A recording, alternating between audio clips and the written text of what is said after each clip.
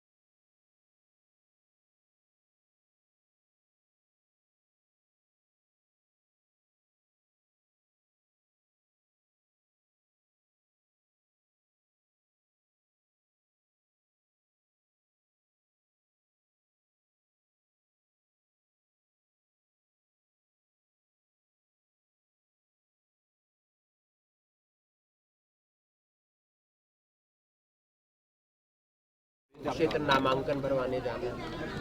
भगवान सूर्य नारायण के मंदिर में आज करनाल में शीश नवाने के लिए आया हूँ और रात यहाँ भगवान सूर्य नारायण की गुणगान यहाँ जगराता महामाई का और भगवान सूर्य नारायण का पूरा रात गुणगान हुआ है। और अभी झंडा की रस्म भी अदा मैंने सुबह सुबह यहाँ की है। मैं सभी को भगवान सूर्य नारायण के इस पवित्र इसके 22वें स्थापना दिवस की सभी को बहुत बहुत बधाई और शुभकामनाएं देता हूं। और यहाँ के जो अनुयायी हैं, जो छठ सेवा समिति के सभी पदाधिकारी हैं, एक ज़बरदस्त काम यहाँ पर पिछले 10 वर्षों में मैं देख रहा हूँ। उसकी चर्चा भी यहाँ के सभी पदाधिकारियों ने की है कि आदरणीय मनोहर लाल जी ने इस स्थान के ऊपर एक भव्य 4.5 करोड़ रुपए की लागत से एक घाट का निर्माण किया है, जिससे हमारे श्रद्धालुओं को किसी प्रकार की दिक्कत ना आए। और जो उनका हमारा पर्व है छठ पर्व, छठ मैया का भव्य तरीके से उसको मनाते हैं। लोगों के घर भी आज कुछ लोगों के घर भी गया।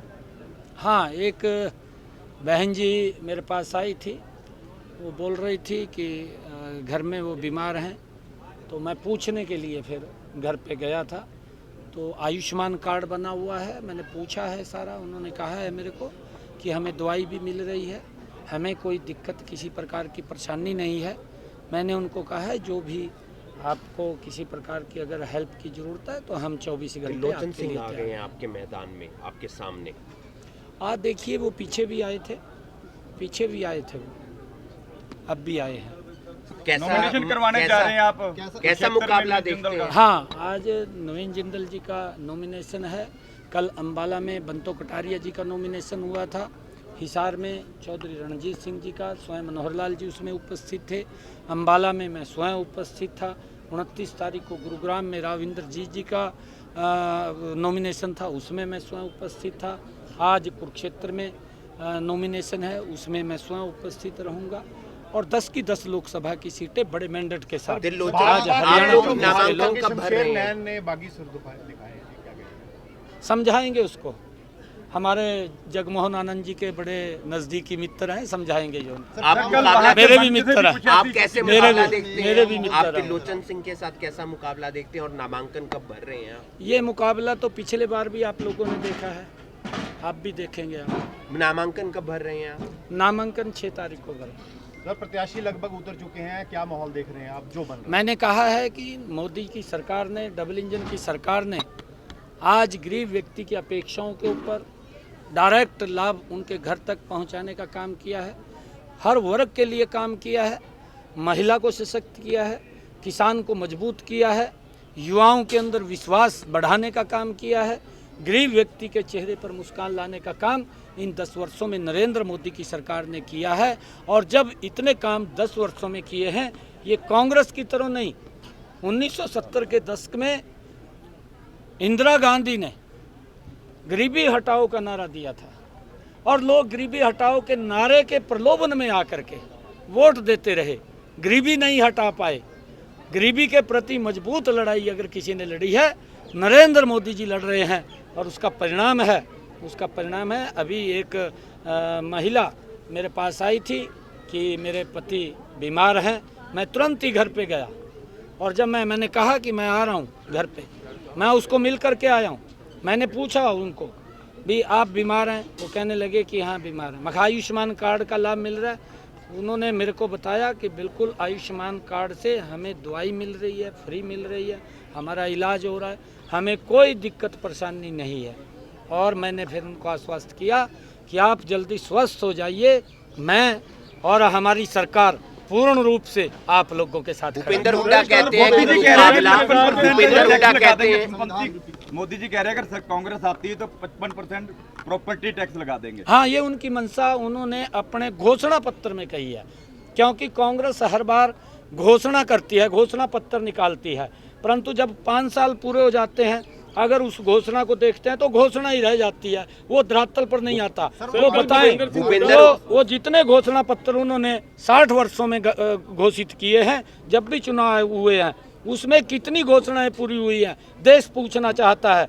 जो संकल्प नरेंद्र मोदी जी ने लिया है, जो बातें संकल्प पत्र में कही हैं, वो पूरी की हैं, जो नहीं भी कही उनको भी भूपेंद्र हुड्डा कहते हैं नरेंद्र मोदी ने किया है। मुकाबला जो है वो कांग्रेस और बीजेपी के बीच है, बाकी पार्टियां वोट काटू हैं। अच्छा है, वो मुकाबला मान रहे हैं।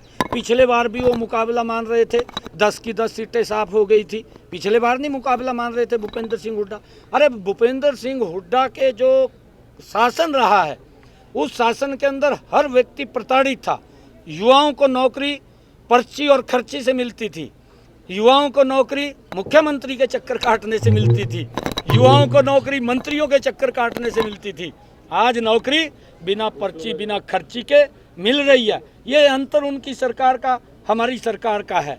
वो तो खाली घोषणाएं करते थे और ये बात बोलते थे कि हम 24 घंटे बिजली देंगे। भूपेंद्र सिंह हुड्डा को पूछना चाहिए, कह रहे आपने तो रैली की थी, रैली के अंदर घोषणा की थी कि हम 24 घंटे बिजली देंगे, क्यों नहीं दे पाए? 24 घंटे बिजली देने का काम मनोहर लाल जी ने किया है, योजनाबद्ध तरीके से किया है। मेरा गांव जगमग गांव बना करके आज 24 घंटे बिजली देने का काम। तो पोर्टल हटा देंगे हम लोग। जब इस प्रकार की बात पोर्टल की करते हैं तो कांग्रेस के जो नेता हैं उनके मुंह से भ्रष्टाचार की बू नजर आती है कि ये भ्रष्टाचार को जन्म देने की बात कर रहे हैं। क्योंकि आज लोगों को चाहे आयुष्मान कार्ड है, चाहे बीपीएल कार्ड है, उसका घर बैठे ही बन रहा है। और ये सुविधा अगर किसी ने दी, ये हमारी सरकार ने दी है, उनको कहीं चक्कर काटने की जरूरत नहीं है। कल आए थे, लेकिन